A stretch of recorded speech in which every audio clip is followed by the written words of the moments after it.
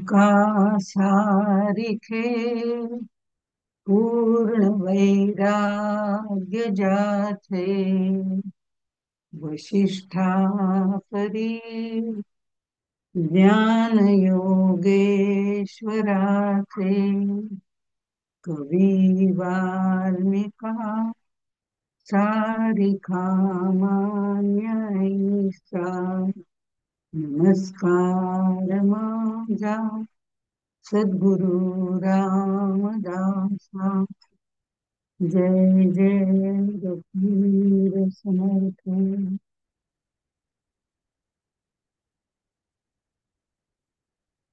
मागच्या वेळेला आपण ज्ञान म्हणजे काय, निर्णय जाणणे म्हणजे काय, जाणणे म्हणजे ज्ञान आणि निर्णय म्हणजे अज्ञान असं मग आपण बघितलं होतं. आणि हे सगळं अज्ञान हे विस्मरण रूप आहे. अज्ञान म्हणजे विस्मरण आणि ज्ञान म्हणजे परमात्म्याचं स्मरण. अशा पद्धतीने सगळे विचार मांडले होते. आणि हे सगळं बघायला लांब कुठे जायला नको, पिंडी ते ब्रह्मांडी आहे असं समर्थांनी सांगितलं. आणि हे ज्ञानदशकातही त्यांनी उच्चार केला होता, पिंडी ते ब्रह्मांडी. आणि आता जो मागचा समास झाला, त्या समासामध्ये पण सांगितलं की पिंडी ते ब्रह्मांडी. आता हे एक दोन तीन वेळा उच्चार झाल्यानंतर साहजिकच असा प्रश्न पडला, असं कसं असू शकेल? कारण श्रोते जे आहेत तुमच्यासारखे, ते अज्ञानाच्या पातळीवरनं विचार करतात आणि ज्ञानी ज्ञानाच्या पातळीवरनं त्याला सांगत असतो. पण काही वेळेला त्यांना हे प्रश्न पडल्यावरती त्यांच्या पातळीवरती येऊन ज्ञानी माणसाला त्याचं शंका निरसन करावं लागतं. तर ज्ञानी माणसाने त्यातनं म्हणजे त्याचीही पहिल्यांदा अशी अज्ञानाची अवस्था असावी, त्यातनं तो गेलेला असावा, त्याने ती अनुभवलेली असावी, मग नंतर त्याला ज्ञान झालंय. पण अज्ञानाने ज्ञानाची पातळी बघितलेली नसते, त्यामुळे त्याला प्रश्न पडतो. हे प्रश्न त्याला पडतात. आणि तो म्हणते सर्व चराचराला ब्रह्म आतून बाहेरून व्यापून आहे, पिंडी ते ब्रह्मांडी किंवा ब्रह्मांडी ते पिंडी असं कसं असू शकेल? कारण हे असं काही पटत नाही आम्हाला. म्हणून त्यांनी सुरुवातच करताना पिंडासारखी ब्रह्मांड रचना नये अमुच्या अनुमाना प्रचित पाहता नाना मते भांबावती. एकाने म्हटलं पिंडी ते ब्रह्मांडी, दुसऱ्याने म्हटलं पिंडी ते ब्रह्मांडी, सगळे संतही पिंडी ते ब्रह्मांडी म्हणतायत, ज्ञानी पुरुष सांगतानाही ते म्हणतायत. पण आमच्या काही हे अनुभवाला येत नाही. हे काहीतरी अनुभवाच्या जोरावरती बोललेलं असलं पाहिजे, काहीतरी हा तर्क केला असला पाहिजे आणि तर्काच्या जोरावर बोललेलं असलं पाहिजे. विज्ञाननिष्ठ ज्या वेळेला विज्ञान म्हणजे सायंटिस्ट ज्या वेळेला सिद्धांत मांडतात, तेव्हा ते निरीक्षण करतात, प्रयोग करतात आणि एखादी गोष्ट सिद्ध करून दाखवतात. तसं इथे काहीच दिसत नाही. एक म्हणला, दुसरा म्हणला, तिसरा म्हणला. पण खरंच असं होतं का? काय हे सगळं नुसतं अनुमान आहे? हे नुसते तर्क आहे? कोणीतरी अनुमान करणं म्हणजे काय? आपण म्हणतो ढग आलेले आहेत म्हणजे पाऊस पडणार बरं का, हे अनुमान आहे. पण आपण थोड्या वेळाने बघावं तर वारा येतो आणि सगळे ढग बाजूला होतात आणि आकाश स्वच्छ निरभ्र होतं. म्हणजे आपला अनुमान, तर्क हे चुकीचं ठरू शकतो. किंवा अनुमान काही वेळेला बरोबर पण असू शकतो की ढग आले, पाऊस पडणार आहे आणि खरंच धुडो कोसळतो, असं होऊ शकतं. म्हणजे अनुमान करणं म्हणजे तर्क करणं म्हणजे एखादी गोष्ट कल्पनेने मांडणं. की अनेक वर्ष आपण बघतो की ढग आले म्हणजे पाऊस येणार असं. हे अनुमान आहे, हे तर्क आहे. पण सगळेच तर्क काही खरे नसतात. मग पिंडी ते ब्रह्मांडी एक म्हणला म्हणून दुसरा म्हणला, याच्यावर आम्ही विश्वास ठेवायचा का? हे काही सिद्ध होत नाहीये. अशा पद्धतीने अज्ञानाने प्रश्न विचारलेले होते. म्हणून तुमच्या काही हे अनुभवास येत नाही. मग याच्यावरती उत्तर देताना संत जेव्हा असतात, संत सुद्धा कोणतेही विधान आपल्या अनुभूतीशिवाय करत नाही. त्यावेळेला समर्थांनी खरं म्हणजे असं उत्तर दिलेलं आहे की ह्या अनुमानाच्या ज्या गोष्टी आहेत त्याच्यावरनं विज्ञाननिष्ठ लोक जे असतात ते त्यांचे सिद्धांत प्रस्थापित करतात, निरीक्षणाने करतात, प्रयोगाने करतात, हे मान्य आहे. पण परमार्थशास्त्र जे आहे ते पणे असल्यामुळे अतींद्रिय गोष्टींचं आहे, इंद्रियांच्या पलीकडे आहे, ते अनुभूतीने जाणता येईल. आणि ज्यांनी अनुभूती घेतलेली आहे असे लोक हे सगळं मांडतात, त्याच्यावर विश्वास ठेवावा. का विश्वास ठेवावा? संत सांगतायत, अनेक संत सांगतायत, अनुभूती घेतलेले सांगतायत, आत्मज्ञानी सांगतायत. जेव्हा आपल्याला आत्मज्ञान होईल तेव्हा त्याची प्रचिती नक्की येईल. आणि त्यामुळे त्यांनी अनुभूतीने मांडलेलं आहे. हे अतींद्रिय ज्ञान असल्यामुळे असं हे इज इक्वल टू हे असं करता येत नाही, असं मांडता येत नाही. हे ते जाणून घ्यावं लागतं. आणि ते जाणून घेण्यासाठी परमार्थ मार्गातलं ज्ञान करून घ्यावं लागतं. तेही बुद्धीच्या जोरावरच करून घ्यावं लागतं. पण नंतर ज्ञान करताना अतींद्रिय असल्यामुळे मनबुद्धीच्या पलीकडेही जावं लागतं. एवढा त्याचा विस्तार आहे. विज्ञाननिष्ठ जे आहे ते मनबुद्धीच्या सहाय्याने आपल्याला स्पष्ट करता येतं, तसंही करता येत नाही. असा सगळा सारांश या ह्याच्यामध्ये सांगितलेत, वेगवेगळी उदाहरणं दिलेली आहेत. आणि पिंड ब्रह्मांडामधलं साम्य जे अनुभूतीने आलेलं आहे ते सांगायला सुरुवात केली. मग पिंडामध्ये जसे 4 देह आहेत, त्यापर्यंत आपण बघितले 4 देह कोणते आहेत? स्थूळ, सूक्ष्म, कारण, महाकारण. हे 4 देह आपण बघितलेले आहेत. आणि हे देह बघितल्यानंतरच मग तसेच ब्रह्मांडात पण आहेत, जसे ते सांगतायत. स्थूळ, सूक्ष्म, कारण, महाकारण हे चारी पिंडीचे देह जाण, हिरण्या व्याकृत मूळ प्रकृती कोण, ब्रह्मांडीची ही श्रीराम. मूळ मायेपासून निर्माण झालेल्या या सृष्टी रचनेमध्ये पिंड ब्रह्मांड रचना ही कल्पना केलेली आहे. ही कल्पना ब्रह्मांडी आहे तेच पिंडी आहे, या पिंडी आहे तेच ब्रह्मांडी आहे, अशी केलेली आहे. समर्थांच्या याच्यात 4 देह पिंडाचे आणि 4 देह ब्रह्मांडाचे हे आपल्याला माहिती आहे. समर्थांनी आणखीन त्याच्यामध्ये 2 देह ऍड केलेले, ते म्हणजे प्रकृती आणि पुरुष. असे 10 देह त्यांनी म्हटलेले आहे, दशदेह म्हटलेले आहे. आता स्थूल, सूक्ष्म, कारण, महाकारण. आपल्याला स्थूल, सूक्ष्म, कारण, महाकारण हे देह माहिती आहेत. खूप खोलात न जाता एका वाक्यामध्ये आपण बघूया की प्रत्येक क्रिया मी जागृतीमध्ये व्यवस्थितपणे करत असतो. त्याला एक काहीतरी सिस्टीम असते. मला तहान लागली, मी पाणी प्यायला उठले, स्वयंपाकघरात गेले, माठातलं पाणी काढलं आणि घेतलं. ही सगळी क्रिया सुसूत्रपणे चालू असते. पाहण्याची क्रिया असेल, बघण्याची क्रिया असेल, जागृतीमध्ये या क्रियेला कुठेतरी सुसूत्रीपणा आलेला असतो. नंतरच जे आहे ते सूक्ष्म देह आहे. सूक्ष्म देहामध्ये आपले सगळे अवयव जे आहेत ते मनामध्ये स्थित होतात. झोपेची ही अवस्था आहे, पण ही झोप गाढ झोप नाहीये. इथे आपल्याला स्वप्न पडतात. मन मात्र जागं असतं, जे स्वपिती नाडीमध्ये गेलेलं असतं ते तिथे जागृत असतं. आणि ते त्या ठिकाणी आपोआपच आपले सगळे म्हणजे इंद्रिय जरी शांत झालेली असली तरी मन प्रकाशित होत असतं. आणि मन प्रकाशित होऊन सगळी इंद्रियामध्ये वेगवेगळी स्वप्न दाखवत असते. पण ही सुसूत्र असतात असं नाही, कारण एकच मन सगळ्या भूमिका तिथे करत असतं. त्यामुळे काही वेळेला अनेक मनामध्ये जे विचार चालू असतात ते एकत्रित होतात. काही वेळेला सुसूत्र असतं, काही वेळेला त्याचं सुसूत्रीकरण झालेलं नसतं. ते वेगवेगळ्या पद्धतीने काहीतरी वेगळंच पडतं स्वप्न. कुठेतरी कोकणात गेलं आणि तिथे बर्फ पडतो, असं काही शक्य नाही. पण विचार जे चाललेले असतात ते प्रकाशित होत असतात. आणि मन त्या प्रत्येकाचं म्हणजे आपण जे जे काही आपल्या आठवणीत साठवणीत असतं त्याचं प्रकाशमान तिथे होत असतं. त्यामुळे त्याच्यामध्ये सुसूत्रता असतेच असं नाही.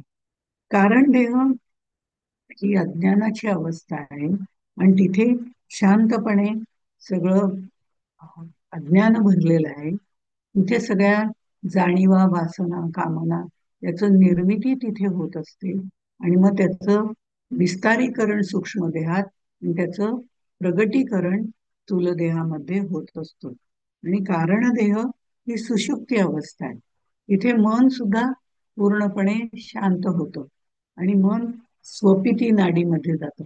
मगाशी आपण बघितलं इंद्रिय मनामध्ये होतात, मन मात्र जागृत असतं सूक्ष्म देहामध्ये. आता सूक्ष्म देहातून कारण देहामध्ये येताना मन स्वपिती नाडीमध्ये जातं, म्हणजे मनही शांत होतं. मनही शांत होतं म्हणजे सुषुप्ती अवस्था, म्हणजे इथे गाढ निद्रा. काहीही आपल्याला आठवत नाही. स्वप्न का सुंदरी वगैरे, या सर्प का सुंदरी वगैरे ही उदाहरणं आपण त्यावेळी दिली होती. ही गाढ निद्रा लागते. आता याच्यानंतर महाकारण देह, हे पहिले तीन अज्ञानाचे देह, आणि महाकारण देह हा ज्ञानाचा देह आहे. तो तिथे मात्र आपल्याला तुर्यावस्था त्याची आपल्याला प्राप्त होते. कुठेतरी आपण परमेश्वराशी एकरूप व्हायला सुरुवात होते, आणि नंतर उन्मनी अवस्थेमध्ये त्याची परिपूर्णता आहे. तुर्यावस्था आणि उन्मनी अवस्था या दोन वेगवेगळ्या अवस्था नाहीत. तुर्या अवस्थेची परिपूर्ण अवस्था म्हणजे उन्मनी अवस्था आहे, जे आपलं आत्मज्ञान करून देतं. अशा या चार देहाच्या अवस्था आहेत. याचा अभ्यास आपण याच्या आधी केला होता. वेगवेगळ्या प्रकाराने आपल्याला ते सांगितलं होतं. तशाच ब्रह्मांडाचे सुद्धा चार देह आहेत. ते ईश्वर तनु चतुष्टय असं त्याला म्हटलं जातं. म्हणजे हे मानवी, मानव असं नाही, मनुष्य असं नाही, जीव तनु चतुष्टय पण आता बघितलं. म्हणजे शब्द फक्त वेगळे वापरत, वेगळं काही त्याच्यात नाही. त्या ब्रह्मांडाचं सांगताना ईश्वर तनु चतुष्टयाची गोष्ट त्यांनी सांगितलेली आहे. गोष्ट म्हणजे त्याबद्दल सांगितलेलं आहे. तर विराट हे त्याचं स्थूल रूप आहे. एक आणखीन गोष्ट, सूक्ष्म स्थूल सूक्ष्म कारण महाकारण, याच्याबद्दल आपण कुठे बघितलं होतं? तर नामस्मरण भक्तीमध्ये पंचकोश बघताना बघितलं. स्थूल देहाचा अन्नमय कोश आहे. कारण देहामध्ये मनोमय, मनोमय, प्राणमय आणि हे कोश आहेत. कारण देहामध्ये आनंदमय कोश आहे, आणि महाकारण देहामध्ये विज्ञानमय कोश आहे. आणि त्या पाच कोशांचा निराश कसा करायचा, हे नाम कसं मुरतं, हे नामस्मरण भक्तीमध्ये आपण पाहिलेलं होतं. ते पंचकोश ही पण कल्पनाच केलेली आहे, एकात एक असलेली. तशा पद्धतीने आपल्याला कळण्याकरता स्थूल सूक्ष्म कारण महाकारण हे पिंडाचे चार देह त्याच्या कार्यावरनं ठरवलेले आहेत. तसंच विराट हिरण्यगर्भ, अव्याकृत आणि मूळ माया, मूळ पुरुष म्हणतात, मूळ प्रकृती म्हणतात, मूळ माया म्हणतात, सगळे एकच. तर ह्याला विराट म्हणजे ईश्वर तनु चतुष्टय ब्रह्मांडाचे चार देह जे सांगितले त्याच्याबद्दल सांगताना त्यांनी म्हटलेले विराट. या विराट स्थूल शरीरामध्ये पण हालचाल आहे. आपण चालतो, बोलतो, हिंडतो, फिरतो, ही हालचाल आहे. विराट स्वरूपामध्ये सुद्धा हालचाल आहे. अनेक पायांनी अनेक तो चालतो, अनेक डोळ्यांनी तो बघतो. पुरुष सुक्तामध्ये त्याचं जे वर्णन केलेलं आहे त्याप्रमाणेच बघितलं तर ती तो हालचाल सगळ्या शरीरांशी करत असतो, आणि ती शरीरांची हालचाल करतो त्याला जीवात्मा असं म्हटलं जातं. प्रत्येकाच्या शरीरामध्ये तो स्थित असतो, आणि सगळे मिळून जो एकत्रित तयार होतो तो विराट असतो. त्याला विराट देह असं म्हटलं जातं. त्याचा जीवात्मा असतो. तो विश्वभर पसरलेला असतो. अहम वैश्वानरो भूत्वा, प्रत्येक नरामध्ये असेल, नरामध्ये म्हणजे प्राणी मात्रामध्ये असलेला, असं त्याचं वर्णन केलं जातं. दुसरं जे आहे ते हिरण्यगर्भ. हिरण्यगर्भ म्हणजे ब्रह्मांड हे फळ आहे असं जर मानलं तर त्याचा जो देठाकडचा भाग आहे, वरचा जो भाग आहे, तो म्हणजे मागे मी याच्याबद्दल वांग्याचं उदाहरण दिलं होतं की वांग जर आपण बघितलं तर त्याला पाच हे असतात वरती, आणि मग त्याला देठ असतो, असं उदाहरण दिलं होतं. हिरण्यगर्भाबद्दलही आपण पाहिलेलं आहे. पण ब्रह्मांड हे फळ मानलं की देठाचा भाग जो आहे तो म्हणजे हिरण्यगर्भ, आणि तो काढला, तो ओलांडला जे सूक्ष्म असा एक गोल असतो, तो जो आहे त्याला हिरण्यगर्भ असं म्हटलं जातं. आणि तो ओलांडून सत्यलोकामध्ये जाता येतं. हिरण्यगर्भ ओलांडून सत्यलोकामध्ये जाता येतं. आणि हिरण्यगर्भ हा बौद्धिक तेज, शारीरिक तेज देणारा आहे, आणि 14 लोक प्रकाशित करणारा असा हिरण्यगर्भ आहे. त्याच्यामुळे सर्व चंद्र, तारे, तारका हे सगळं प्रकाशित करण्याचं काम तो करतो. म्हणून स्वप्नावस्थेमध्ये सुद्धा मनाला प्रकाशित करण्याचं काम तो करतो. ते जसं आहे, ते जे आत्मतत्व आहे तेच परमात्म तत्व आहे, असं आपल्याला दरवेळी सांगितलं जातं. हे आत्मतत्व मनाला, कारण बघा ना, जागृती, स्वप्न, सुषुप्ती या तीन जरी क्रिया गाढ झोप लागली, तर दुसऱ्या दिवशी मला गाढ झोप लागली हे सांगायला कोणीतरी आहे ना. ते जे आत्मतत्व आहे, ते जसं आपल्या मनाला प्रकाशित करतं, तशाच पद्धतीने हिरण्यगर्भ पूर्ण ब्रह्मांडांना, सगळ्या ब्रह्मांडांना प्रकाशित करतं, तेज देतं, बौद्धिक तेज देण्याचं काम आहे त्याचं. ते ओलांडून सत्य लोकात जाता येतं. याला शिवात्मा असं म्हणतात. जीवात्मा, शिवात्मा आपण आणि परमात्मा वगैरे असं जे म्हटलं जातं त्याच्यापैकी अव्याकृत जे आहे, अव्याकृत म्हणजे गुणक्षोभिणी माया, एवढं लक्षात ठेवलं तरी चालेल. कारण गुणांचं जसं प्रमाण कमी जास्त होतं, त्याप्रमाणे ते वर्तनामध्ये प्रत्येकाच्या फरक होतो, कृतीमध्ये फरक होतो, ब्रह्मांडातल्या घटना बदलायला सुरुवात होते. म्हणजे गुणांचं प्रमाण, सत्व रज तम या तीन गुणांचं प्रमाण, गुणक्षोभिणी तिला पंचमहाभूत आणि तीन गुण असं मिळून अष्टधा प्रकृती आपण म्हणतो. जसं गुणांचं प्रमाण कमी जास्त होतं, त्याप्रमाणे अज्ञानाचं प्रमाण कमी जास्त होतं. सत्वगुण वाढला की आपोआपच ज्ञानाचं प्रमाण वाढतं. हे जसं पिंडामध्ये आहे तसं ब्रह्मांडामध्ये सुद्धा आहे. त्याला अव्याकृत, ब्रह्मांडाच्या देहाला अव्याकृत म्हणतात. म्हणजे पिंडी ते ब्रह्मांडी ही संकल्पना मांडण्यासाठी आपण ह्या पुन्हा सगळ्या गोष्टी पुन्हा सांगितल्या. अशा तऱ्हेने ही मूळ प्रकृती जी आहे ती, आणि मूळ प्रकृती झाल्यानंतर हे चार देह ब्रह्मांडाचे झाले. म्हणजे स्थूल, सूक्ष्म, कारण, महाकारण हे पिंडाचे देह, ब्रह्मांडाचे देह विराट, हिरण्यगर्भ, अव्याकृत, मूळ प्रकृती. हिरण्यगर्भ म्हणजे तेजस प्रकाशित करणारा, अव्याकृत म्हणजे गुणक्षोभिणी, आणि मूळ प्रकृती म्हणजे जिथे त्रिगुणावस्था, सुप्तावस्था असते ती मूळ माया. अशा पद्धतीने त्याचं वर्णन केलं. याच्यातही प्रत्येक ठिकाणी आत्मा आहेच. आत्मतत्व हे चराचरामध्ये अंतर्बाह्य भरलेलं आहे, पण त्याची सुद्धा नावं आम्ही वेगवेगळी देतो. पण मुळामध्ये तत्व एकच आहे, ते सगळं मिळून एकत्र झालेलं आहे. पण आत्मा म्हटलं तर स्थूल देहामध्ये जो असतो त्याला आम्ही जीवात्मा म्हणतो, सूक्ष्म देहामध्ये जो असतो तो शिवात्मा असतो, कारण देहामध्ये परमात्मा, आणि महाकारण देहामध्ये ज्ञानाची अवस्था असल्या परमात्मा आणि निर्मळ आत्मा याच्यामध्ये फरक असा आहे की परमात्मा जो आहे तो शक्ती सहित आहे. शक्ती सहित असल्यामुळे त्याच्यात थोडस शबलत्व आहे, जे कारण देहासाठी परमात्मा असं आपण म्हणतो. याचा अर्थ असा नाही की परमात्मा हा शब्द दुसरीकडे कुठे वापरायचाच नाही. तो शब्द काय अर्थाने कुठे कसा वापरलाय त्यावरून त्याचा अर्थ घ्यायचा असतो. पण आता आपल्याला फक्त चार देह जसे सांगितले ब्रह्मांडातले आणि पिंडातले, तसे चार आत्मे कोणते आहेत ते त्याच्या कृतीवरनं सांगितले. त्याच्यात फरक काहीही नाही. जो आत्मा आहे तोच निर्मळ आत्मा आहे. तो जेव्हा सुख दुःख उपभोगायला लागतो तेव्हा आपण त्याला जीवात्मा म्हणतो. तसंच ब्रह्मांडामध्ये तो ज्या वेळेला हिरण्यगर्भ म्हणून असतो तेव्हा त्याला शिवात्मा असं म्हटलं जातं.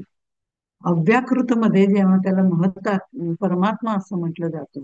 अव्याकृत म्हणजे गुणक्षोभिणी असल्यामुळे त्याच्यामध्ये शक्ती सहित परमात्मा आहे, म्हणून तो शक्ती सहित जो आहे त्याला परमात्मा, किंवा आणखीनही त्याला बरीच नावं वेळोवेळी आपण बघू, पुढेही दिलेली आहे.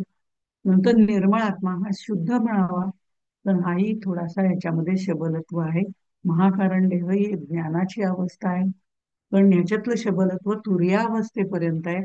उन्मनी अवस्थेमध्ये हा जेव्हा जातो तेव्हा तो शुद्धच असतो.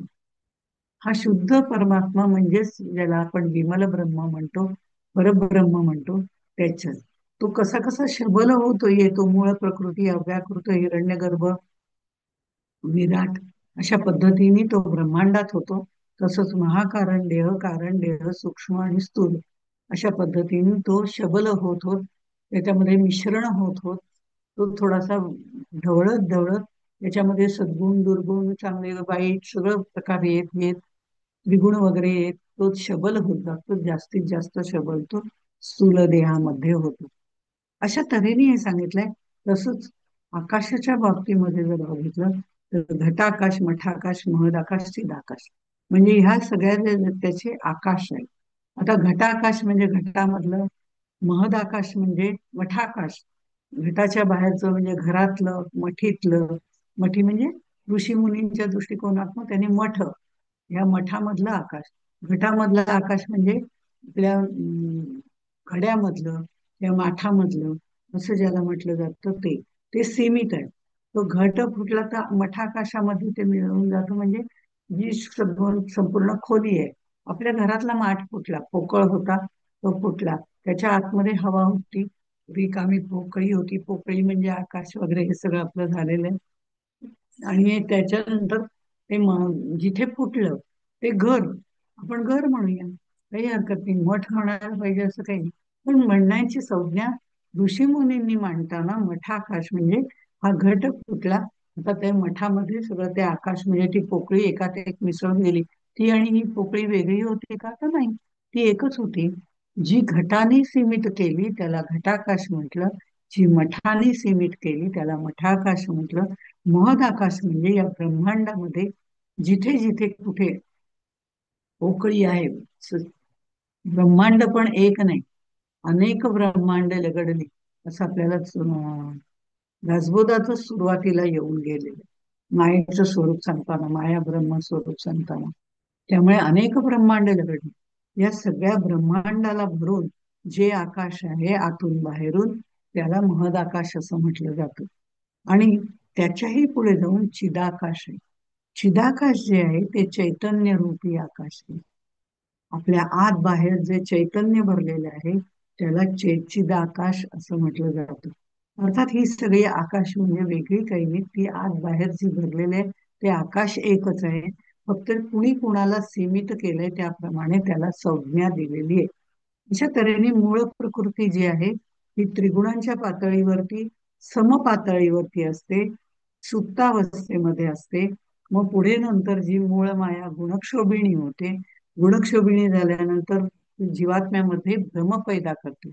गुणक्षोभिणी, आपण उलटा प्रवास बघतोय आता. मूळ माया, मूळ प्रकृती म्हणजे स्पंदन वगैरे या गोष्टी आपल्या आधी सांगून झालेल्या आहेत. याच्यामध्ये शुद्ध प्रत्येगात्मा ज्याला म्हटलं जातं, प्रत्येकाच्या आत्म्यातला शुद्ध स्वरूप जे आहे ते तिथे असतं मूळ प्रकृतीमध्ये, ज्याच्यामध्ये त्रिगुणांचं कुठेही वरखाली झालेलं नसतं. ईसीजी मध्ये वरखाली होतं त्याप्रमाणे आपलं ईसीजी काढला जातो. आणि ज्या वेळेला ते पूर्णपणे एक लाईन येते तेव्हा तिथे संपलेलं असतं. तिथे कुठेही क्षोभना नसते, कुठल्याही गोष्टीचा क्षोभ होत नाही. त्या ईसीजी मधल्या शेवटची जी लाईन जर पूर्ण कुठली येत नाही, आपण जिवंत आहे तोपर्यंत ती वर खाली येत राहते.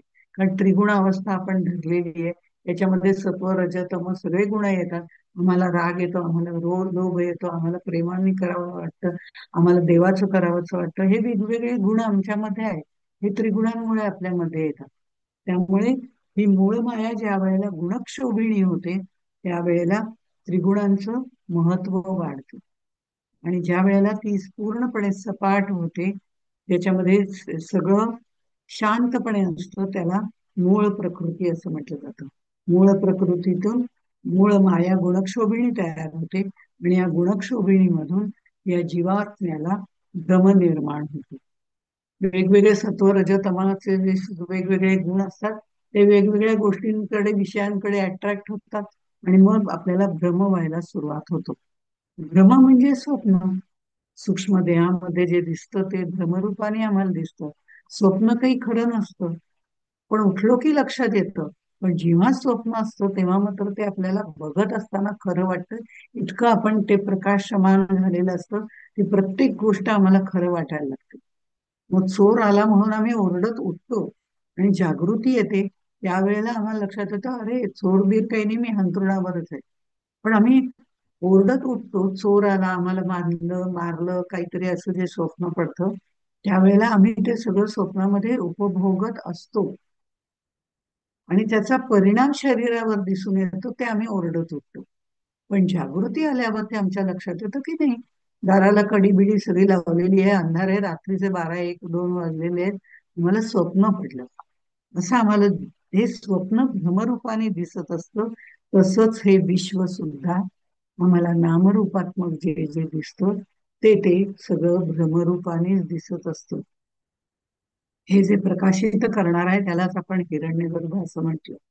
विश्वरूपाने जो जगामध्ये वावरतो, भ्रमरूपाने जो जगामध्ये वावरतो, त्याला जीवात्मा किंवा वैश्वानर, विराट रूप असं म्हटलं जातं. म्हणजे व्यक्ती पिंडातील आणि ब्रह्मांडातल्या चार चार 8 देहांबद्दल आधी समर्थाने सांगितलेलं आहे. मूळ माया, मूळ प्रकृती. ती प्रकृती म्हणजे मूळ माया, हेही तितकंच खरं आहे. ती आणखीन काही वेगळी नाहीये, पण तिला त्याच्यामध्ये धरलेलं आहे. आणि मूळ पुरुष, ज्याला आपण म्हटलं उन्मनी अवस्थेमध्ये जो आपल्याला प्रत्यक्ष ज्ञान देतो, आत्मज्ञान होतं, ते आतापर्यंत जे पाहिलेले होते ते सगळे शब्दरूपाने पाहिले. आता आपण बघतोय ते शब्दरूपाने बघतोय. यातला मला स्वतःला कुठलाही अनुभव नाही. आपल्यापैकी कुणाला कदाचित आलाही असेल, पण मला स्वतःला अनुभव नाही. म्हणजे ते शब्दरूपावरतीच आम्ही अजून स्थिर आहोत. या शब्दरूपाचं ज्या वेळेला अर्थरूप होईल, तो अर्थ आपल्या चिंतनामध्ये सतत येईल. कीटक भृंगी न्यायाप्रमाणे आपण मगाशी बघितलं त्याप्रमाणे, की सातत्याने माझ्या मनावरती तेच बिंबवलं जाईल, मी जीवात्मा नाही, मी परमात्माच आहे, अहम ब्रह्मास्मी, मीच ब्रह्म आहे, हे सातत्याने माझ्यावरती बिंबवलं जाईल. तेव्हा त्यातला जो अहम स्थूल देहाचा आहे तो सगळा गळून पडेल. अहमही जाईल, अस्मीही जाईल, राहील ते फक्त ब्रह्म. त्यावेळेला त्याचं फुलपाखरू होऊन बाहेर पडेल. हे सतत टोचणारं जे आहे, ते टोचणारं कोण आहे? सतत जागृतीसाठी आपल्याला उठवणारे कोण आहेत? ते आपले सद्गुरू आहेत. हे आम्हाला जागृती करता सतत उठवतात, की नाही आता चिडण्याचं काही कारण नाही, आता मग कोणाला बाजूला सा, आता खूप प्रेमात पडू नको, तू गुंतून जाशील आसक्तीमध्ये, त्यातनं बाहेर पड. या सगळ्यातनं सत्व रज तम या त्रिगुणातून निस्त्रय गुण्य भव अर्जुन असं सांगणारे कोण आहे? सद्गुरू आहे. ते उन्मनी अवस्थेला आपल्याला नेतात. मग ह्या देहामध्ये सातत्याने टोचणारे, टोचणारे म्हणजे चांगल्या अर्थाने आपल्याला जागृत करणारे असे जे आहेत, ते आपल्या फुलपाखरा अळीचं किंवा सुरवंट म्हणतात. सुरवंटाचं फुलपाखरू होतं, अळीचं फुलपाखरू होतं. त्या प्रक्रियेमध्ये मदत करणारे आपले सद्गुरू आहेत. पण सातत्याने ते जागृत करतात, पण आम्हाला झोप लागते. पुन्हा आम्ही संसारात गुंतो, पुन्हा आम्ही सगळ्यामध्ये गुंतो. पण गुंतूनी गुंत्यात साऱ्या पाय माझा मोकळा, हे पाय माझा मोकळा होतच नाही. या सगळ्या गोष्टी आपण याच्या आधी ऐकलेल्या आहेत. पण आता हा पुढचा भाग जो आहे, तिथे प्रॅक्टिकल आहे. त्यामुळे हे पुढचे सगळे जे आहेत, हे ज्या वेळेला जमतं की गुंतूनी गुंत्यात सारा, कशाचाही आपण आग्रह तर करायचा नाही. आग्रह सुटला, निग्रह सुटला की आपोआप आपण तिथे जातो. पण आग्रह करायचा नाही याचा अर्थ सगळ्यातनी विरक्ती घ्यायची असं आहे का? तर मुळीच नाही. सगळ्या गोष्टीचे आनंद लुटायचे. मग तो छोट्या मुलाचा असू दे, नातवांचा असू दे, तो मोठ्यांचा असू दे, तो सिनेमाचा असू दे, तो आणखीन कुठल्याही भौतिक गोष्टीचा असू दे. मग एखादी सिरियल बघा कशी वाट, पण किती गुंतायचं हे आपण ठरवावं लागतं.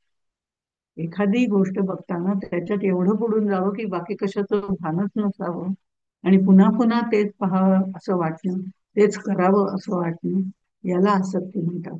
नीटनेटकेपणाने राहणं, व्यवस्थित राहणं, सगळ्यांबरोबर आनंदाने राहणं, त्या त्या आनंदामध्ये तो तो आनंद घेणं, याला काही म्हणजे हरकत नाही. आनंद हा आपला स्थायी भाव आहे. आनंद हा आपल्या आतच आहे, आणि आनंदासाठीच आपण जगत असतो. आपण जगतो ते भौतिक आनंदाच्या पातळीवर जगतो. तिथनं जागृत हो, त्यातनं बाहेर हो आणि ब्रह्मानंदापर्यंत जा, हे सांगणारं सुरवंटाचं फुलपाखरू करणारे सद्गुरू आहे. अशा पद्धतीने हे सगळं सांगितलेलं आहे. आता जे आहे ते सगळं प्रॅक्टिकल असल्यामुळे तरी सुद्धा अज्ञानी जो आहे तो त्याच्यावर विश्वास ठेवत नाही. आपण तिराहितांवर विश्वास ठेवतो की रस्ता कुठून आहे हो? जरा हे हा ऍड्रेस सांगावं, तर आपण त्याच्यावर विश्वास ठेवतो. तो सांगतो. तो तर आपल्याला माणूस माहितीही नसतो, पण तो सांगतो उजवीकडे जा, मग डावीकडे तुम्हाला हे लागेल, मग तिकडून वळल्यावरती हे लागेल, मग तिथनं तिसरी बिल्डिंग, हे सगळं तो सांगतो.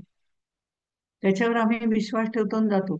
मग संत जे अनेक वर्षापासून सांगतायत, जे त्यांच्या स्वानुभूतीवरनं सांगतायत, अनुभूती घेऊन सांगतायत, त्यांनी स्वतः ते पडताळून पाहिलेलं आहे, अशा पद्धतीने ते सांगतायत. पण जे इंद्रिय ज्ञानाच्या पलीकडचं आहे, ज्या इंद्रिया पलीकडे जाणं अजून आपल्याला शक्य झालं नाही, त्या रस्त्यावरनं आपल्याला जायचंय. मग संत सांगतील ते ऐकायला काय हरकत आहे. अशा पद्धतीने त्यांनी ते वर्णन केलेलं आहे. ते म्हणतात पुढे आपल्याला, विष्णू चंद्र आणि ब्रह्मा, नारायण आणि रुद्रनाम, अशी या पाचांची अंतःकरण पंचके अम्मा, स्वामी निरोपावी श्रीराम. आता प्रश्न पडणारच ना, पिंडी ते ब्रह्मांडी या ब्रह्मांडी ते पिंडी हे सांगतायत. पण तुम्ही जे म्हणता की पिंडामध्ये अंतःकरण पंचक आहे, तर अंतःकरण पंचक 5 पंचक आहेत, त्याच्याविषयी आपण बोललेलो आहोत याच्यापूर्वी. वेगवेगळी 5 पंचक, इंद्रिय पंचक, प्राणपंचक वगैरे अशा पद्धतीने. ते म्हणजे काय हे आपण बघितलेलं आहे. पण एक उदाहरणार्थ आम्हाला सांगा की अंतःकरण पंचक म्हणताय, ते अंतःकरण पंचक आमचं पिंडामध्ये आहे, आम्हाला मान्य आहे. आम्हाला मन आहे, ते आम्हाला जाणवत आहे. त्याचं इंद्रिय ज्ञान आम्हाला आहे. मन आम्हाला कुठेही दिसत नाही. पण दिसत नसलं तरी माझ्या मनाला फार वाईट वाटलं, माझ्या मनाला आनंद झाला. हे मन कुठे आहे? दिसत नाहीये, पण ते जाणवते. त्याच्या जाणण्यावरनं आमच्या लक्षात येत आहे की मन आमच्यामध्ये आहे, अंतःकरण आमच्यामध्ये आहे. अंतःकरणापर्यंत एखादी गोष्ट गेल्यावरती कसं दुःख होतं, कसा आनंद होतो, याच्याविषयी चर्चा आपण याच्या आधी केलेली आहे. आता चित्त आमच्यामध्ये आहे, जे सगळं अनेक वर्षापूर्वीचं, अनेक जन्माचं साठवणुकाचं भांड, म्हणजे सगळ्या गोष्टी ज्या ज्या घडल्यात त्या कोणी कुठच्या वेळेला काय केलं होतं हे सगळं साठवून ठेवणारं भांड म्हणजे चित्त. ह्याच्याबद्दलही आपण बघितलेलं आहे. अंतःकरण आहे, चित्त आहे, मन आहे, बुद्धी आम्हाला तर आहेच, आणि त्याचा जरा जास्तच अभिमान आम्हाला आहे. तो वृथा अभिमान आहे. कारण शंकराचार्य म्हणतात, अरे, शंकराचार्यांच्या बद्दल ज्या वेळेला त्यांची स्तुती त्यांचा शिष्य दुसऱ्याला करत असतो की हे असे विद्वान आहेत, तसं विद्वान आहेत, तेव्हा ते थांबतात आणि म्हणतात, समुद्राच्या बाजून चाललेले असतात त्यावेळेला, आणि मग ते ओंजळीमध्ये समुद्राचं पाणी घेतात आणि म्हणे, तू कशाची स्तुती करतोय? हे ओंजळभर जे पाणी मी समुद्रातनं घेतलंय तेवढंही ज्ञान मला नाही. म्हणजे समुद्र केवढा मोठा आहे, ते ज्ञान जे आहे ते खरं ज्ञान आहे. ते ज्ञान अजून मी घेतलेलं नाही, मला आहे ते ओंजळभर पाण्या इतकं ज्ञान आहे, असं आदि शंकराचार्य म्हणतात. तिथे आपली काय कथा? पण तरीही आम्हाला आमच्या ज्ञानाचा किती घुमेंड आहे, किती आग्रह, म्हणजे आग्रह आहे, निग्रह आहे, आणि त्याच्याबद्दल अभिमान आहे. अभिमान नाही, वृथा अभिमान, अहंकार आहे. तो अहंकार ज्या वेळेला जाईल त्यावेळेला त्या ज्ञानाचं चीज होतं. त्यामुळे ज्ञानाचा अहंकार अजिबात करू नये, हे आपल्याला सांगितले. पण आम्हाला बुद्धी आहे, बुद्धी तर नक्की आहे, त्याबद्दल वादच नाही. मग मन, बुद्धी, चित्त, अहंकार हे सगळं या अंतःकरण पंचकातलं आम्हाला आहे. मग ब्रह्मांडामध्ये कोण आहे? तर ते म्हणतात, ब्रह्मांडामध्ये विष्णू, चंद्र आणि ब्रह्मा, नारायण आणि रुद्रनामा हे 5 जण आहेत. हे कसं काय? तर मन म्हणजे चंद्रमा आहे. मन म्हणजे चंद्रमा आहे. अमावास्या, पौर्णिमा या वगैरे आपल्याकडे काही काही गोष्टी केल्या जातात, त्या मनावरती बिंबवण्याकरता केल्या जातात. चांगल्या गोष्टी, वाईट गोष्टी, दोन्ही गोष्टी त्याच्यामध्ये येतात. म्हणजे मनाचं नातं कुठेतरी चंद्रमाशी आहे, हे नक्की आहे. बुद्धी जे आहे ते ब्रह्मा, ब्रह्मा म्हणजे ब्रह्मदेव, परब्रह्म नव्हे. ही बुद्धी जी आहे ही शारीरिक दृष्टिकोनातनं, इंद्रिय दृष्टिकोनातनं सांगितलेली आहे. त्याच्या पलीकडचं जे मनबुद्धीच्या पलीकडे असणारं ते आत्मज्ञान आहे, तिथे बुद्धीचा काहीही संबंध येत नाही, हे आपल्याला माहिती आहे. उपनिषद आम्ही अगदी चर्चा करून करून त्याच्यावर याव त्याव वादविवाद घालून ती शिकली, त्यातला शब्द शब्द आम्ही ऐकला, हे सगळं ठीक आहे. पण म्हणून चोखा महाराज असू देत, जनाबाई असू दे, त्यांनी उपनिषद वाचली होती की नाही मला माहिती नाही, पण ते ज्ञान त्यांच्याकडे डायरेक्ट अँटिना मधनं आलं होतं. त्या परब्रह्माशी ते एकरूप झाल्यावर आणखीन कोणतं ज्ञान मिळवायचं बाकीचं राहत नाही, शिल्लकच राहत नाही. अशा पद्धतीने त्यांनी उपनिषद वाचली होती, पण त्यांनी उपनिषद आत्मसात केली होती. शब्द रूपाचं अर्थगर्भ रूप त्यांनी घेतलं होतं, आणि ते त्यांना केवळ आणि केवळ भक्तीमुळे प्राप्त झालं होतं. म्हणून भक्ती सोपी म्हटली तर ती सुळावरची पोळी तुमच्यासाठी आहे, अशा तऱ्हेने ही वाक्य आहेत. त्यामुळे इथे ब्रह्म बुद्धी आणि नारायण चित्ती नारायण म्हणजे नारायण हेही एक विष्णूचं स्वरूप आहे. त्याच्यासाठी चित्त असं म्हटलेलं आहे. अहंकारासाठी रुद्र म्हटलेलं आहे. आणि अंतःकरण म्हणजे विष्णू. अंतःकरण म्हणजे जाणीव. जाणीव म्हणजे विष्णू. हे सगळी म्हणजे हे जे ओवीमध्ये असणारे शब्द आहेत. अंतःकरण म्हणजे जाणीव. जाणीव म्हणजे विष्णू. जाणीव म्हणजे अंतःकरण. अशा पद्धतीने सगळी मांडणी. आपण जर एक एक हे बघितलं तर जिथे जिथे अंतःकरण असेल तिथे तिथे अंतःकरण म्हणजे विष्णू हे लावून बघावं. आपण ज्या वेळेला जाणीव पालन करता विष्णू म्हणतो आपण. पालन करता निर्माता ब्रह्मा आहे. त्यांनी हवं तेवढं त्याच्या मनाप्रमाणे निर्माण केलं तर चालेल का? काही हरकत नाही. सर्व ज्ञान देऊन जगण्याचं वेदांप्रमाणे अध्ययन करून त्यांनी सांगितलं आणि त्यांनी निर्मिती केली. पण कुठेतरी त्यालाही मर्यादा ठेवायला लागते. निर्मिती केली नंतर पालन केलं. विष्णूंनी पालन केलं असं आपण म्हणतो. विष्णू पालन करता म्हणजे त्यांना इंद्रियांना आवश्यक असलेलं सर्व निर्माण करायचं काम त्याचं आहे. हे निर्माण त्यांनी केलं तरी लोकांना त्याच्याबद्दलचं ज्ञान देणं हे विष्णूचं काम आहे. म्हणजे आपण रस्त्याने जातो. विष्णू पालन करता रुद्र संहार करता. आपण ज्या वेळेला रस्त्याने जातो त्यावेळेला अंतःकरण म्हणजे नारायणामध्ये विष्णू तिथे समाविष्ट आहे. आपल्या अंतर्यामी भगवंत आहे हे आपल्याला नक्की जाणवतं. विष्णू पालन करतात. आपण रस्त्याने जात असताना स्कूटर चालवतोय आणि आपण ब्रेक दाबला. समोरनं दोन तीन वाहनं येत आहेत. पण पटकन सावध झालो. आपल्या मनामध्ये असंख्य विचारांचे कल्लोळ चालू आहेत. आता जायचंय, मुलाला शाळेतनं घ्यायचंय, अमकं करायचंय, तमकं करायचंय, पाऊस आला, रेनकोट घेतलाय की नाही वगैरे हे सगळे विचार आहेत. आणि रस्त्याने चाललेलं असताना आपल्याला मध्येच आपण दोन चार वाहने की वेडी वाकडी आली, आपण ब्रेक दाबतो. इथे अंतःकरण म्हणजे नारायण तो जागृत होतो. तो विष्णूला सांगतो, अरे सावध हो, तू पालन करतायस ना. तो पालन करता तिथे विष्णू ही जाणीव आमच्यामध्ये निर्माण होते की आता पुढे चार लोक आहेत तर आपल्याला ब्रेक दाबणं महत्वाचं आहे. ही जाणीव आपल्या अंतःकरणामध्ये निर्माण होते किंवा ही आपल्या चित्तामध्ये निर्माण होते, अंतःकरणामध्ये निर्माण होते. ते मनाला इन्स्ट्रक्शन्स देतं आणि मन पटकन कचकन ब्रेक इंद्रियांना देतं. इंद्रिय कर्मेंद्रियांना देतं. कर्मेंद्रिय ब्रेक दाबायचं काम करतात. इथे जाणीव म्हणजे विष्णू हा पालन करताय. काही वेळेला असं होतं की आपले त्या तंद्रीतनं आपण गुंतून गुंत्यात सारे इतके गुंतलेलं असतो की आपल्या लक्षातच येत नाही. ते ब्रेक दाबण्याची जी क्षणाची वेळ होती ती चुकून जाते आणि तो ब्रेक नंतर दाबला जातो आणि वाहनावरती आदळतं आणि तिथे मृत्यू होतो. अशा वेळेला इथे रुद्र उभा राहतो. जे काम ज्याला नियुक्त करून दिलेलं आहे त्या त्या वेळेला ते ते जागृत होतं. दरवेळेला विष्णूच जागृत होईल असं नाही. काही वेळेला रुद्र पण जागृत होतो.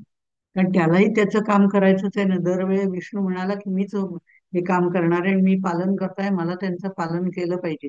अरे नुसतं पालन करून उपयोग नाही, संहार करणंही तेवढंच महत्वाचं आहे.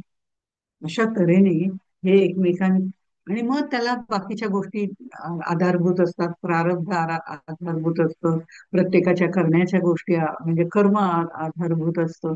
अशा सगळ्या गोष्टी आपण काही वेळेला म्हणतो ना, काय वेळ अचानक आली की देवासारखा धावून आला आणि मी त्यात संकटातून सुटलो. हा विष्णू पालन करता. देवासारखा म्हणजे तो विष्णूसारखा धावून आला. काही वेळेला काही केलं तरी काही होत नाही आणि रुद्र संवाद करता येतो. ते त्यावेळची तुमची नियती काय ठरवते. नियती प्रारब्धाप्रमाणे काय ठरवते. काळ आलेला असतो पण वेळ आली की नाही हे नियती ठरवत असते. अशा अनेक गोष्टी त्याला सपोर्टिंग आहे. त्यामुळे एकच एक गोष्ट होते असं नाही करण्यात तिघांनाही कार्य करणं महत्वाचं आहे. पण हे जे आहे ब्रह्मा विष्णू महेश हे सुद्धा आपण किंवा बाकीचे देव जे आहेत हे सुद्धा आपण कल्पून निर्मिले मंत्र. देव मात्र कल्पना मात्र. देव नाही स्वतंत्र मंत्राधीन. आपण आपल्या कल्पनेनी तयार केलेले देव आहेत. म्हणजे ज्या देवानी आपल्याला निर्माण केलं त्याच देवाला आम्ही कल्पनेतनं आमच्यासाठी आमच्या समोर सगुण रूपात असायला हवा. कारण सगुणाचे आधारे निर्गुण पाविजे निर्धारे या पद्धतीने जाण्याच्या दृष्टिकोनातनं आमच्या मनात जी कल्पना येईल त्या कल्पनेप्रमाणे आम्ही मंत्र तयार करतो. मंत्र ऋषीमुनींनी तयार केलेले असतात. त्यात शक्ती असते. त्याच्याप्रमाणे त्या देवता निर्माण केल्या जातात आणि मंत्राने त्याची आपण प्रतिष्ठापना करतो. आपण शाडूची मूर्ती गणपतीच्या वेळेला आणतो. ती मूर्ती असते तोपर्यंत ती मूर्ती आहे. पण ज्या वेळेला तिची प्राणप्रतिष्ठा करतो, म्हणजे आपण आपल्या छातीवरती आपल्या प्राणांच्या इथे हात ठेवतो, दुसरा हात त्याच्या छातीवर ठेवतो आणि आपले प्राण त्याच्यामध्ये संक्रमित करतो. म्हणजे आपणच तिची प्राणप्रतिष्ठा करून त्याच्यामध्ये जीव आणतो. ती मूर्ती लगेच वेगळी दिसायला लागते, अशी एक आपली मानसिक कल्पना असेल, किंवा आपली ती अनुभूती असेल, त्यावेळेला त्याच्यामध्ये देवत्व येतं. मग जर देवत्व मी त्याच्यात आणू शकतो, तर तो माझ्यात आणू शकतो. हे दोन्ही प्रक्रिया होऊ शकतात. या प्रक्रिया होत असताना तो म्हणजे मीच आहे आणि नाही का, जे ब्रह्मांडी ते पिंडी नाही का. म्हणजे या सगुण इथे आम्ही वेगवेगळ्या कल्पना देवांच्या सुद्धा केलेल्या आहेत. इथे माणूस त्यांना संकुचित करून टाकतो, त्या मूर्तीमध्ये बंदिस्त करतो, त्याला सगुण साकार रूप देतो. आपण चत्वार देव पाहिलेले. सगुण साकार म्हणजे प्रतिमा देव, निर्गुण साकार. सगुण साकार म्हणजे मूर्ती वगैरे आहे वगैरे, अशा तऱ्हेने फोटो आहे. छान छान मूर्ती आहेत, पितळ्याच्या आहेत, तांब्याच्या आहेत वगैरे, अशा पद्धतीने वेगवेगळ्या मूर्ती आहेत. मातीच्या आहेत, रेशमाच्या आहेत, अशा तऱ्हेने मूर्ती आहेत. त्याला प्रतिमा देव असं म्हटलं जातं.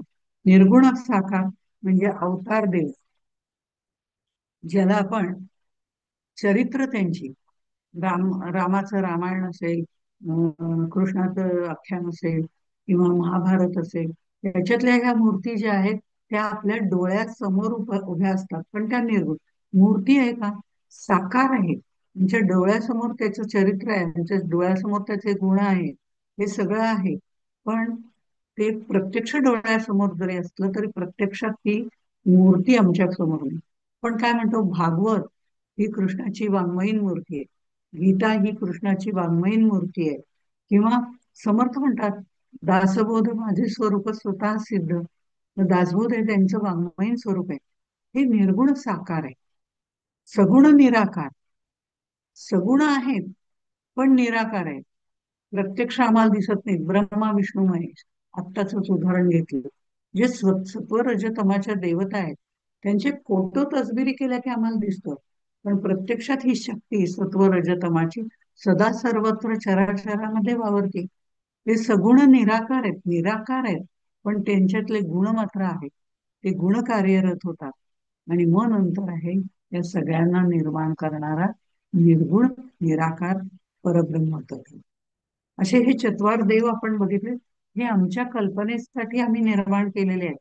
पिंडी ते ब्रह्मांडी अशी सांगड घालायची म्हटली तर खोल जंगलात गेल्यासारखं वाटतं. शब्द जालम महारण्यम चित्तम भ्रमण कारणम, अशा पद्धतीने शंकराचार्य म्हणतात. जितकं पण खोलात जाऊ तितका आपला गोंधळच जास्त वाढत जातो. म्हणून समर्थ म्हणतात, हे ढोबळ मानाने लक्षात ठेवा. पण महत्वाची गोष्ट पिंडी ते ब्रह्मांडी, ब्रह्मांडी ते पिंडी, हे काय आहे, ही संकल्पना काय आहे ती आधी पटवून घ्या आणि त्यानुसार त्याचा अर्थ लावत जा. खूप खोलात जाऊ नका. ब्रह्मयाने सकळ निर्मिले. ब्रह्मया असं कोण, आता पुढचा प्रश्न अज्ञानी माणसाला आला. ब्रह्मयाने सकळ निर्मिले, ब्रह्मयास कोणे निर्माण केले. विष्णू मे विश्व पाळिले, विष्णूस पाळिता कवणो श्रीराम. रुद्र विश्व संहार करता, परी कोण रुद्रास संहारता. कोण काळाचा नियंता, कळला पाहिजे श्रीराम. आता हे सगळ्या चत्वार देव सांगितले. ज्या वेळेला ब्रह्माने तप केले, म्हणजे तप केलं म्हणजे विचार केला, हाही विचार आपण याच्या आधी बघितला. विश्वाची निर्मिती केली, ब्रह्मदेवाने निर्मिती केलेली आहे.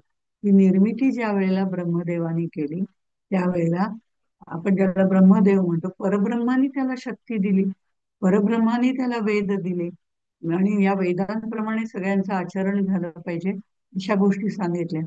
आता हे ब्रह्मदेव म्हणतो, पण त्याला कोणी निर्माण केलं, म्हणजे त्याला परब्रह्माने निर्माण केलं.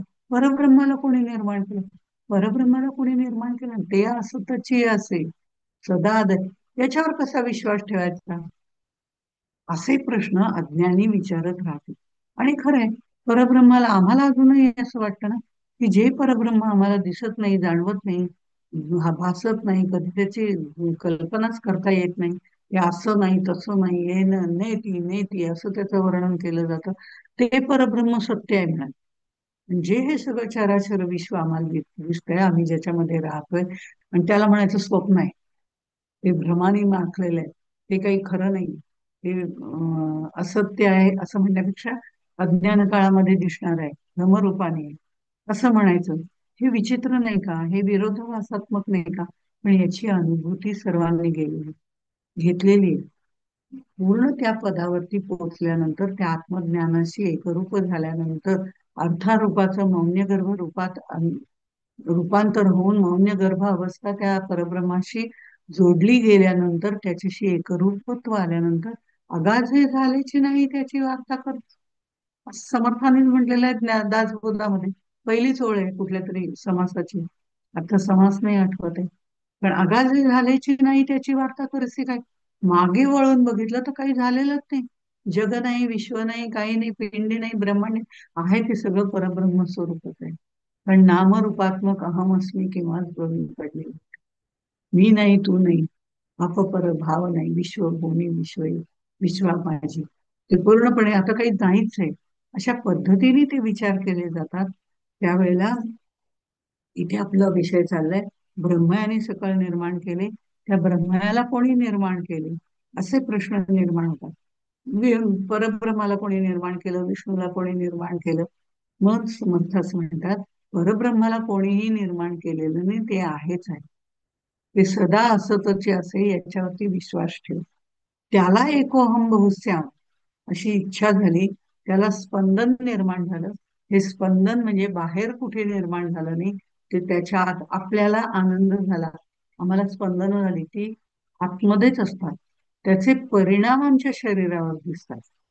स्पंदन आतच निर्माण होतं, त्याप्रमाणे एकोहम बहुश्यामचं स्पंदन हे आतच निर्माण झालं. ते आत निर्माण झालं, ते म्हणजे मूळ माया आहे. त्या स्पंदनामुळे त्याच्यामध्ये चंचलता आली, थोडीशी चंचलता आली, म्हणून ते शबल झालं.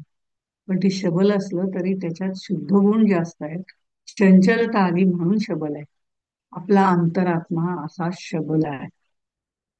तो तेव्हा त्या परब्रह्म परमात्म्याशी म्हणजे परब्रह्माशी एकरूप होतो. म्हणजे अंतरात्मा ज्या वेळेला शुद्ध आत्म्याशी एकरूप होतो, तेव्हा तो परब्रह्माशी एकरूप होऊन विश्वाकार होतो. अंतरात्मा चंचलच आहे.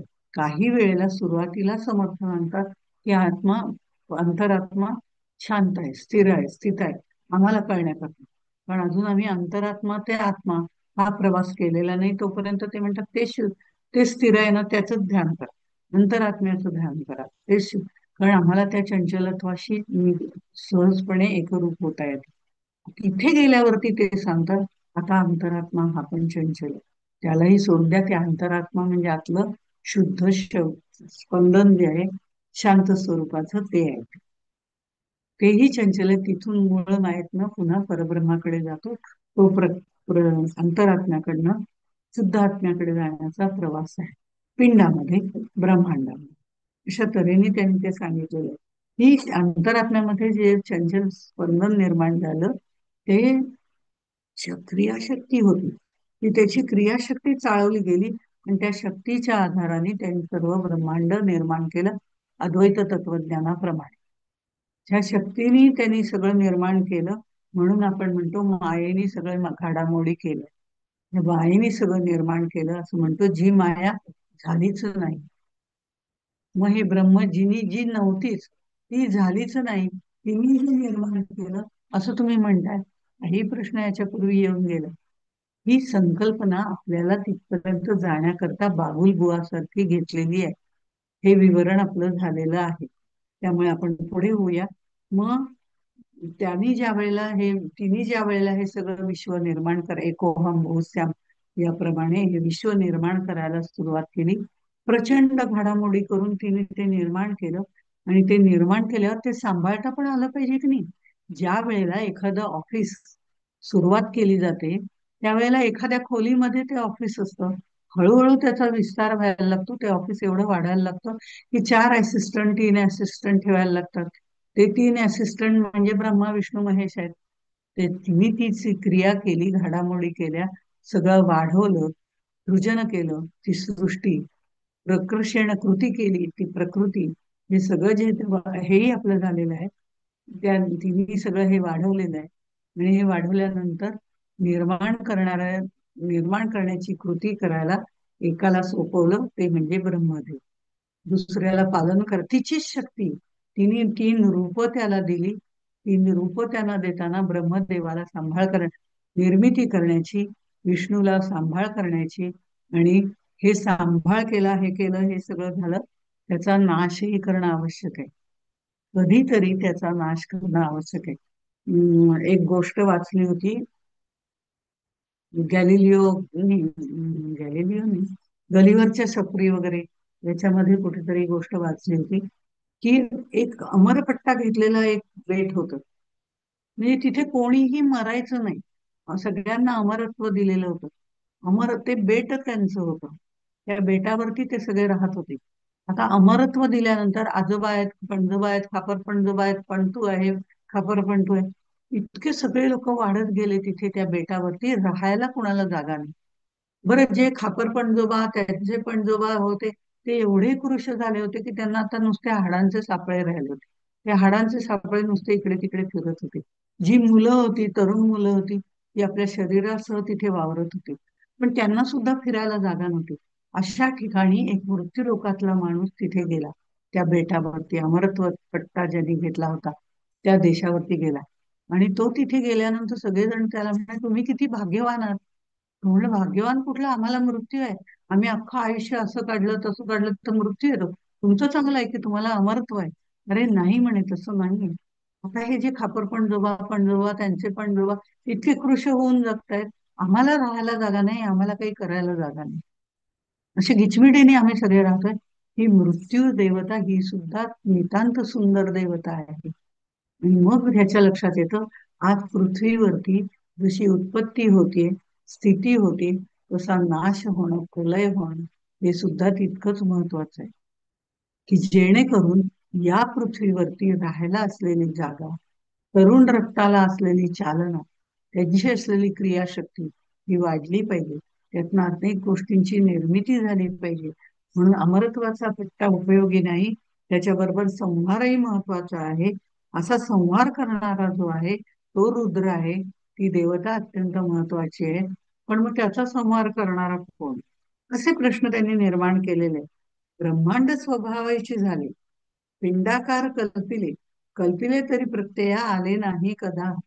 पण ते काही प्रत्ययाला येत नाही, म्हणून वेगवेगळे प्रश्न विचारलेले आहेत. पण हे वेगवेगळे प्रश्न विचारून वेगवेगळे समर्थांनी काही त्याला दृष्टांत दिलेले आहेत, ते आपण आता इथे वगळलेले आहेत. हे दृष्टांत देऊन वगैरे त्यांनी ते सिद्ध केलं. पण ते म्हणजे असं नसतं रे की औटकोटी भूतावळी वगैरे असं ते त्यांनी म्हटलेलं आहे की या ब्रह्मांडामध्ये औटकोटी भूतावळी, औटकोटी तीर्थावळी, औटकोटी मंत्रावळी, पिंडी कोठी. आता हे सगळं पिंडात कुठे, तुम्ही म्हणताय ब्रह्मांडात झाडं आहेत, चत्वार प्राणी आहेत, जीव आहेत वगैरे, सगळं एवढं सगळं पिंडामध्ये आहे. असा त्याचा शब्दशः अर्थ करायचा नसतो. तुम्ही शब्द पातळीवरनं बघताय, जसं समर्थ अज्ञानी लोकांना आपल्यासारखं म्हणतात. पिंडी ते ब्रह्मांडी याच्या मागचा अर्थ घ्यायचा नाही, त्याचा शब्द घ्यायचा नाही. घर गंगेवर आहे. नाशिकला गेलं की बरेच जण, आमचं घर गंगेवर आहे. गंगेवर म्हणजे गंगेवर घर आहे का? गंगेच्या काठावर आहे, हा अर्थ घ्यायचा आहे त्याचा. वाहून जाईल ना, नाही तर मग आम्ही कसं तिथे येऊ, असा प्रश्न नाही विचारायचा. ते शब्दरूपाने हे सगळे गोंधळ होतात. शब्दांच्या मागचा अर्थ जाणणं अत्यंत महत्वाचं आहे.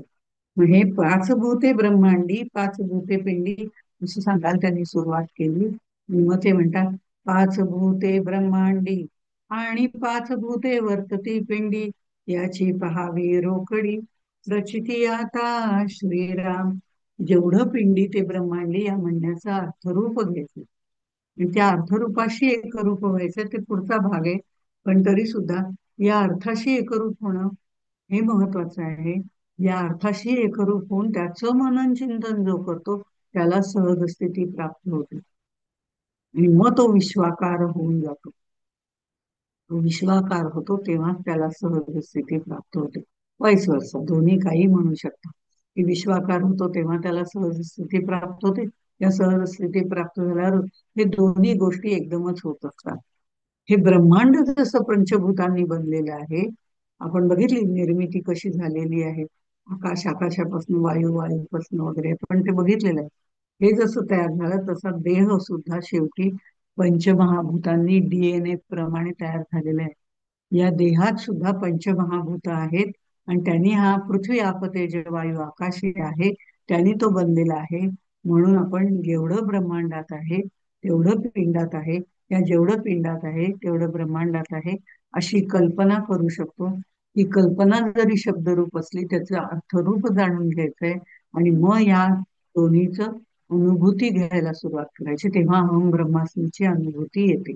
या पाच गोष्टींनी देह बनलेला आहे. पंचभूती काय हे सगळं सार जाणायला लागतं. अशा अनेक गोष्टी आपल्या शरीरामध्ये आहेत. बाबासाहेब बेलसरे असं म्हणतात, जे आपल्या ह्याच्यातच दिलेलं आहे अनु प्रस्तावनेमध्ये या समासाच्या, ते वाचून बघितलं की लक्षात येईल. जे पिंडी ते ब्रह्मांडी या वाक्याचे दोन अर्थ आहेत. एक, शरीरात खेळणारी सद्वस्तू म्हणजे आत्मा, शुद्ध आत्मा, जीवात्मा परमात्मा शिवात्मा वगैरे नव्हे, शुद्ध आत्मा जो आतमध्ये स्थित आहे.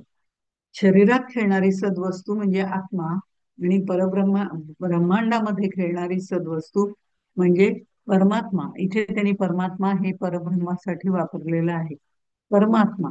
पण आपल्याला परमात्मा म्हटलं की कळेल, परब्रह्म कळणार नाही, म्हणून तो शब्द वापरलेला. दोन्ही एकच आहे. पिंडी आत्मा, ब्रह्मांडी परब्रह्म, हे दोन्ही एकच आहे. आत्मा आणि ब्रह्मांडात खेळणारी परब्रह्म वस्तू दोन्ही एकच आहेत.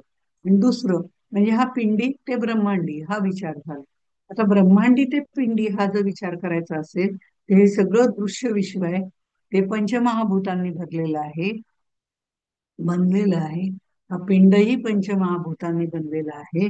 पिंड आणि ब्रह्मांड दोन्हीकडे पंचमहाभूतांचा पसारा आहे. ज्या वेळेला ब्रह्मांडातल्या पंचमहाभूतांचा पसारा विस्कळीत होतो तिथेही काहीतरी घडायला सुरुवात होते, घडामोडी होतात. जसं पिंडामध्ये आपण प्रपंचामध्ये विषयांमध्ये गुंतून जातो. ज्या वेळेला याचा समतोल सांभाळला जातो त्यावेळेला विश्वाकार होण्याची प्रक्रिया होते.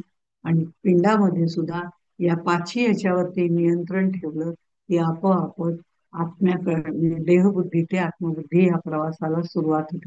या पाच ह्याच्यावरती कसं नियंत्रण ठेवायचं हे शमदमादी षट संपत्तीमध्ये असं करावं तसं करावं या पद्धतीने आपल्याला सांगितलेलं आहे.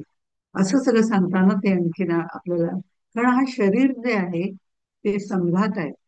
कशात संघात म्हणजे समूह आहे. आपल्याला गीतेमध्ये पण सांगितलेलं आहे, देह सगळेजण एकच सांगतात, वेगवेगळ्या पद्धतीने सांगतात. सांगण्याची प्रक्रिया वेगळी आहे, पण मुळातला उद्देश जो आहे ते परब्रह्मापर्यंत पोहोचणं हाच आहे. आणि तोच प्रत्येक जण आपल्याला सांगत असतो आपापल्या पद्धतीने. आपल्याला जो मार्ग सोयीचा वाटेल त्या मार्गाने मार्गक्रमणा करायला हरकत नाही. मग मी ज्ञानेश्वरांना फॉलो करू का, समर्थांना करू का, शंकराचार्यांना करू का, मध्वाचार्यांना करू, काही गरज नाही. आपल्याला जो पटेल तो मार्ग, त्या मार्गाने जावं. पण त्या शब्दरूपाचा अर्थरूप करणं महत्वाचं आहे.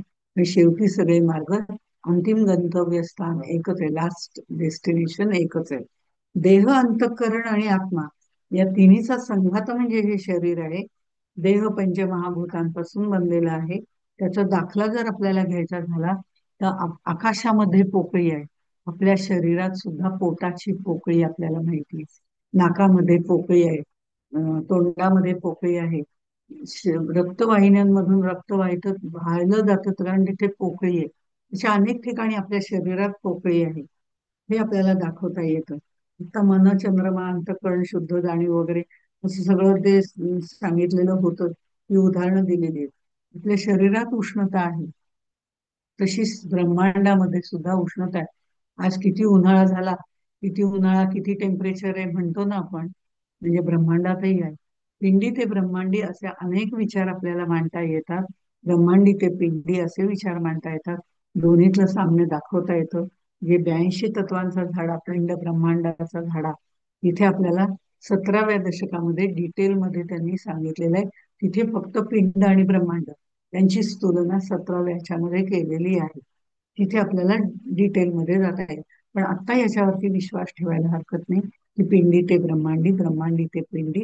त्याचं कारण असतं, हे सगळं विवेकाने विचार केला, बुद्धीच्या पातळीवरती विचार केला, त्या विचारांचं अर्थरूप केलं आणि त्या अर्थाशी एकरूप व्हायला सुरुवात झाली की अहम ब्रह्मास्मीचा आनंद आपल्याला घेता येतो.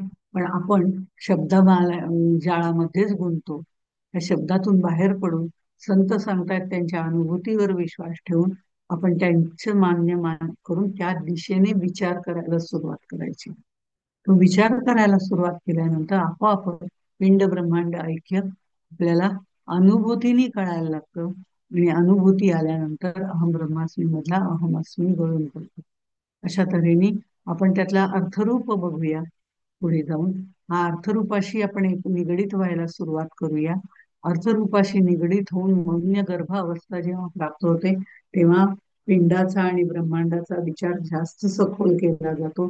तो आपल्याला करण्याची बुद्धी मिळो अशी सद्गुरूंच्या चरणी प्रार्थना करते.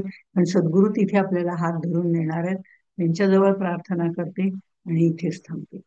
जय जय रघुवीर.